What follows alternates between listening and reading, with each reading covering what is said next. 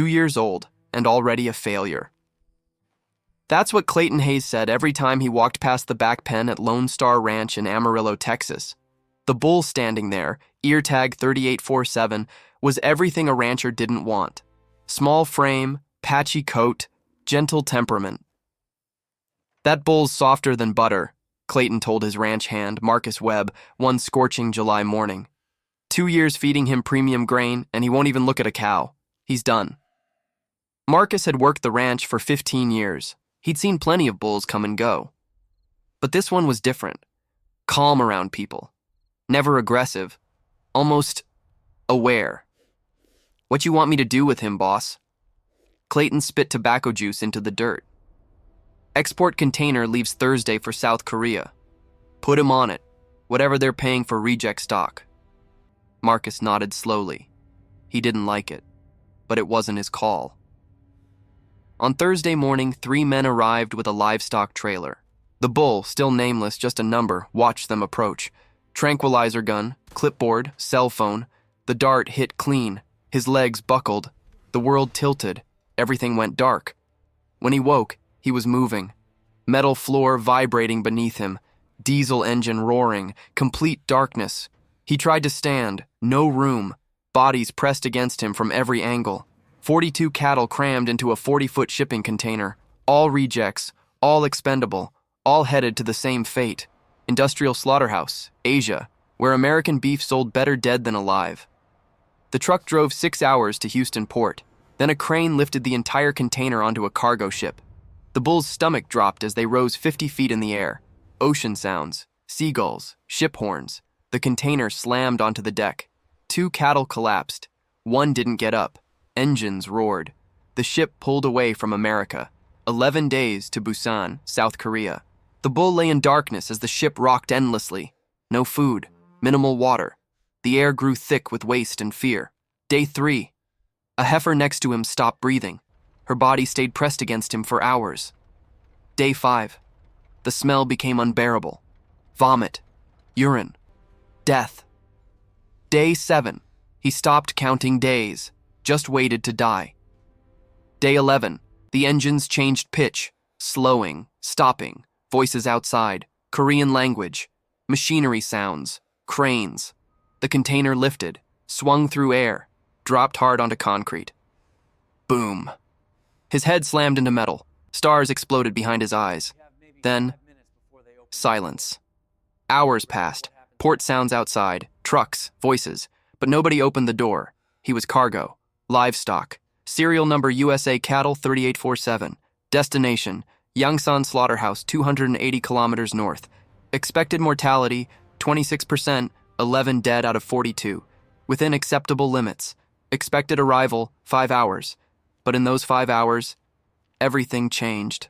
Inspector Nam Jin Woo had worked Busan Port for 12 years, processed thousands of livestock containers. Routine never varied. Check papers, verify seals, stamp approved, next container. Container 3847 was number 94 on today's manifest. Nothing special. American cattle. Reject stock. Licensed destination. Paperwork perfect. Mortality rate, 26%. High, but legal. Everything in order. Nam should have stamped it. Moved on. Instead, something made him open the door. Light flooded in.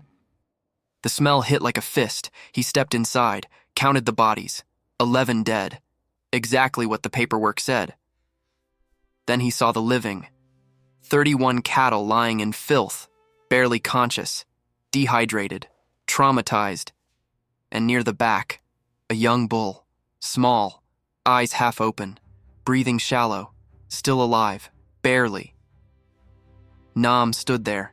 Everything was legal, documented, approved. This happened every day.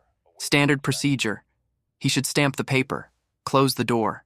That's what 12 years of training said. But standing there, looking at that bull barely clinging to life, he pulled out his radio. Control Inspector Nam, Container 3847, requesting veterinary clearance. Static. Inspector Nam, paperwork showing violations?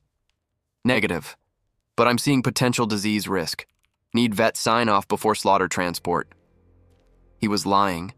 No disease, just suffering, but he needed a legal justification. Copy that. Vet dispatched. 20 minutes later, Dr. Yoon Hae-jin arrived. Government Veterinary Service. 8 years experience. Expecting routine disease screening. Inspector Nam met her at the container. Doctor, thank you. What am I checking for? Just, look. She entered. Stopped. 8 years of inspections. Seen plenty of bad conditions. Always legal. Always within regulations. She should run basic protocols, sign clearance, move on. But when she knelt beside that young bull, felt his racing, weak pulse, looked into his eyes, something broke. She stood. Walked to Nam.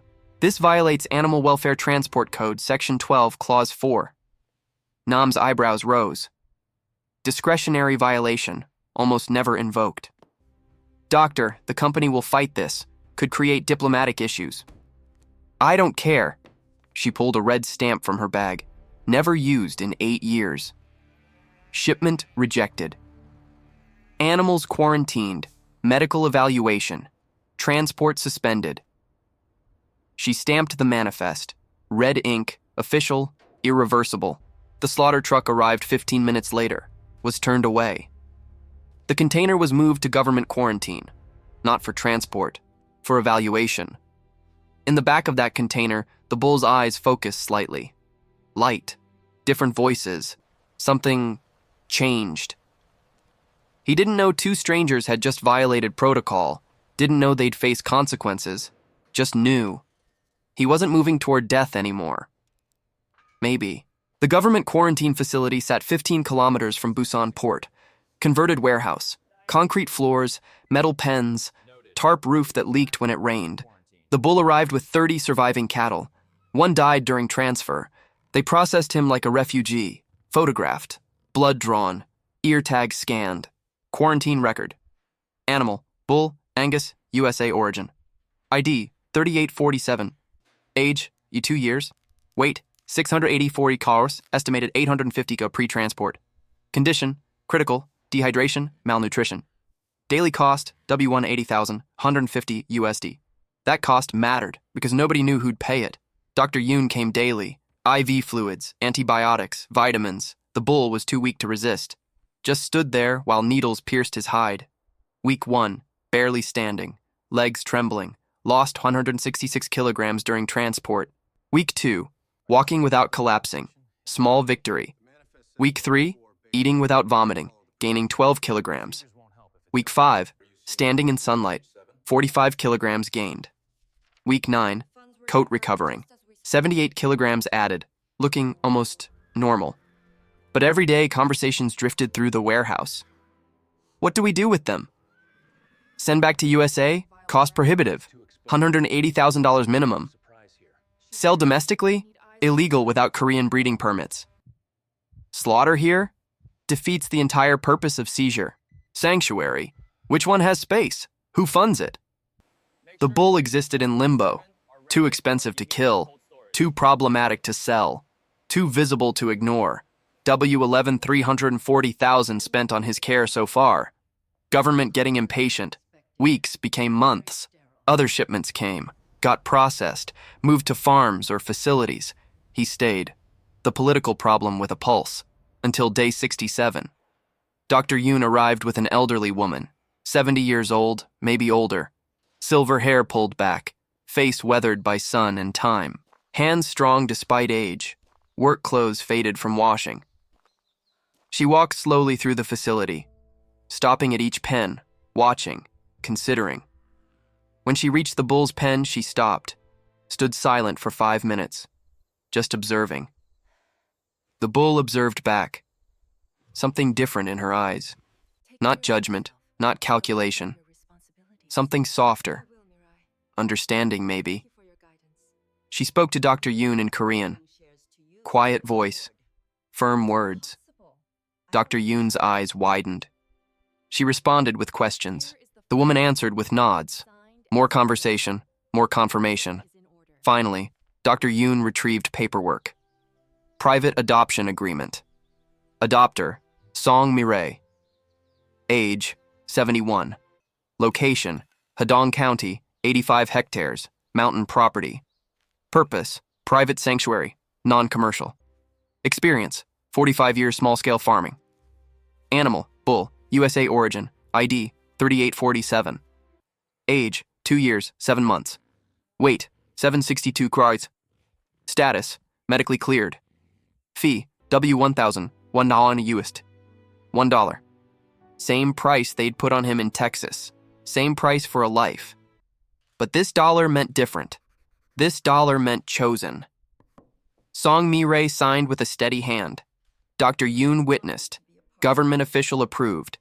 3 signatures. New fate. Tomorrow he comes home, Dr. Yoon said. Song Mirei bowed slightly, then approached the pen. Reached through bars. Let him smell her hand. Mountain air, pine trees, clean water. That's what he smelled. She spoke Korean. He didn't understand words. But tone was clear. Tomorrow, peace. No more fear, just mountains and grass and quiet. Next morning, a small livestock trailer arrived. Clean hay, open windows, room to move. The bull loaded cautiously, doors closed, but light came through, air flowed, space existed. 4-hour drive into Hedong County mountains, away from cities, away from ports, away from everything that had hurt him. The trailer stopped, door opened. He stepped out onto earth. Not concrete, not metal. Earth, soft beneath his hooves, smelling of moss and rain and growing things. Song Mirei pointed to a valley. This is yours. 8 hectares. Only yours. He didn't understand Korean, but understood the gesture. Space, safety, freedom. She left him alone. For 3 days he stood frozen, waiting for punishment, for the catch, for the pain. Nothing came, just grass, just mountains, just sky. On the 4th day, he took his first full breath in 80 days. Week 1, ate slowly, still expecting theft. Week 2, slept deeply, body remembering rest. Week 4, 38 kilograms gained. Week 8, 89 kilograms added, muscle returning. Week 16, 820 kilograms, strong, healthy, what he should have been. Song Mirei watched from distance, never forcing, just present. Sometimes she sat on a stone wall, read, worked on small repairs. He grazed nearby, 2 beings sharing space without threat. And slowly, so slowly he barely noticed, something impossible happened. He learned to trust. One morning, Song Mirei arrived with visitors. Not ranchers, not buyers, children. 12 of them, ages 7 to 13. From the village school, special education class. They climbed off a small bus, chattering nervously, pointing at the massive bull in the valley. When they saw him, 830 kilograms now, wide horns, powerful shoulders, they went silent. Song Mirei spoke to them in Korean. Gentle voice, patient tone. Then a boy approached, maybe 10 years old, moving slowly, carefully. He had Down syndrome. Song Mirei stayed close but let him lead. The boy reached the fence, extended one trembling hand. The bull could have snorted, could have backed away, could have asserted dominance. Instead, he lowered his massive head, let the small hand touch his nose. The boy smiled. Pure joy. He's gentle. Song Mirei nodded, spoke to the children.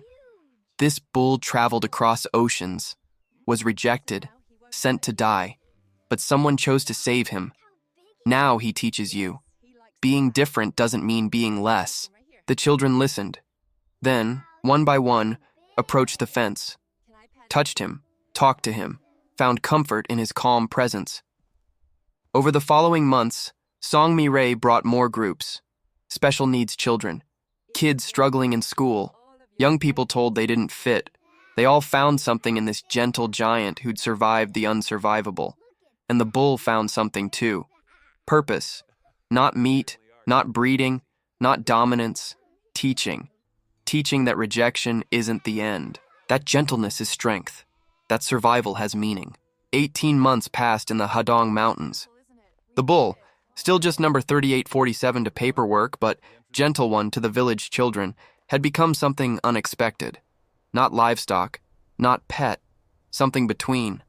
Songmi-rei's sanctuary grew quietly. Word spread through special education networks. Teachers brought students who struggled. Parents brought children the world called broken. They came to the mountains, to the quiet, to the bull who'd survived what should have killed him. A girl named Lee Subin visited every Saturday.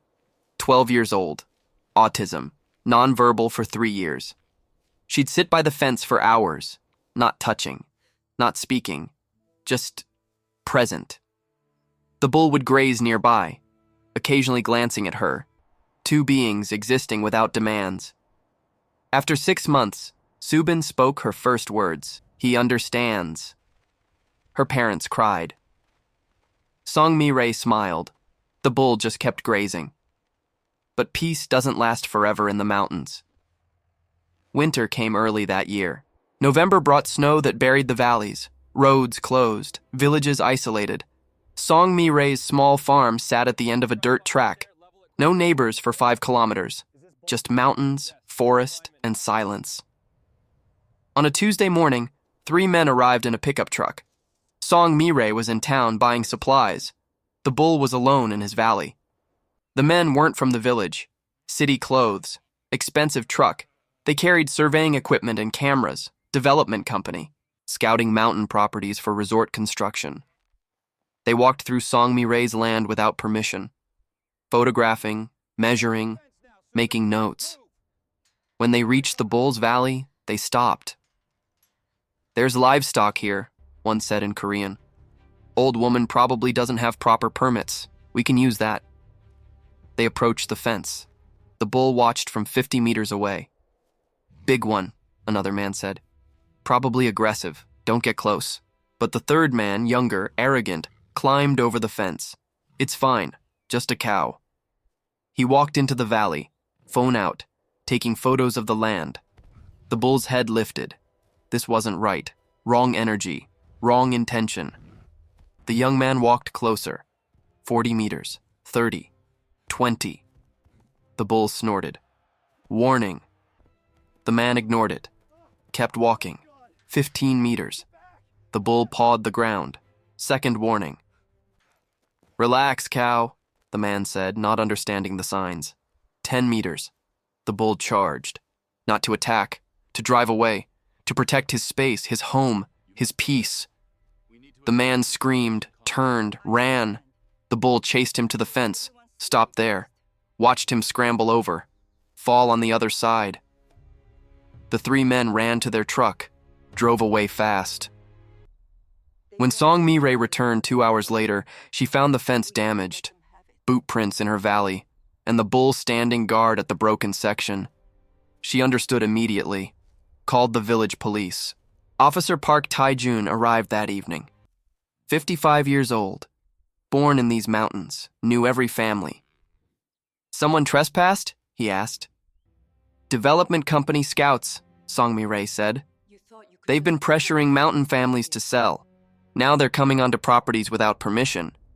Park examined the fence, the boot prints, the bull standing watchful nearby. "Your bull chased them off?" "Protected his home." Park nodded slowly.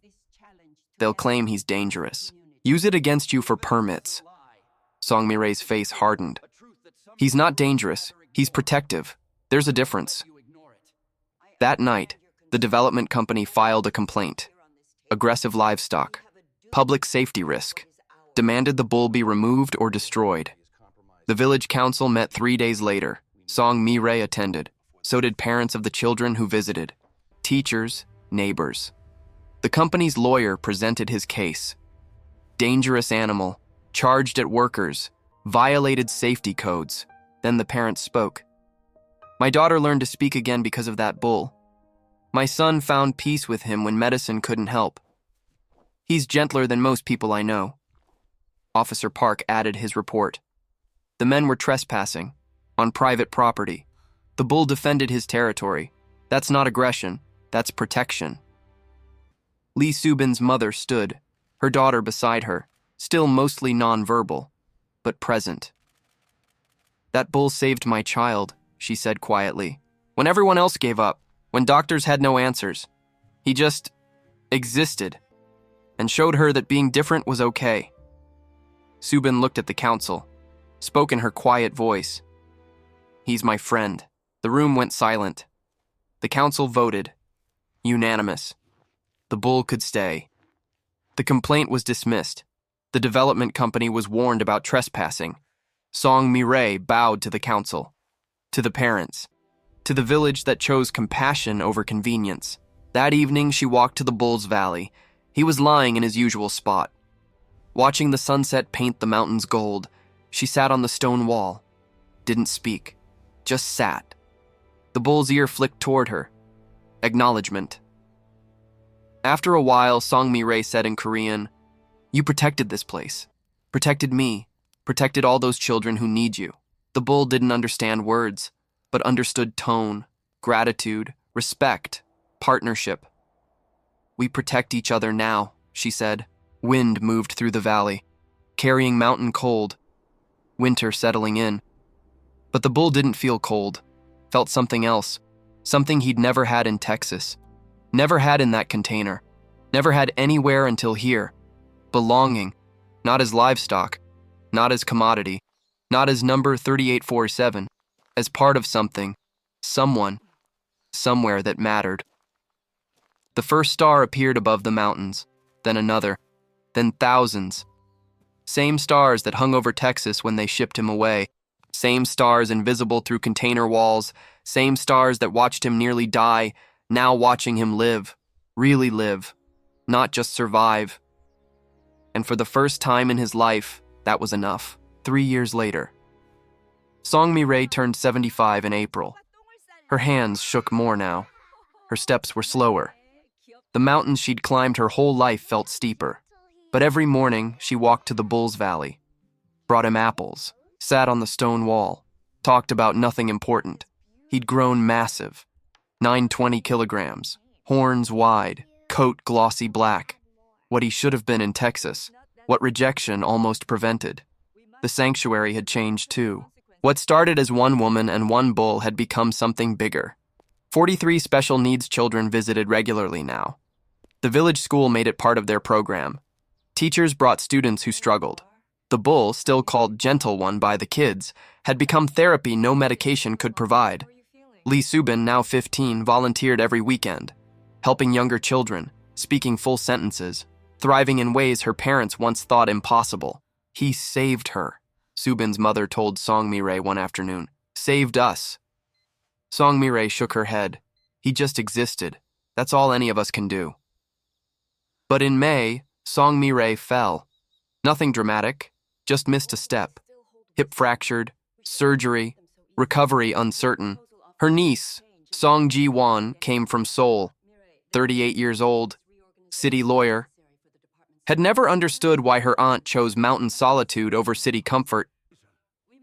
"You can't live alone anymore," Ji-won said at the hospital. "Come to Seoul.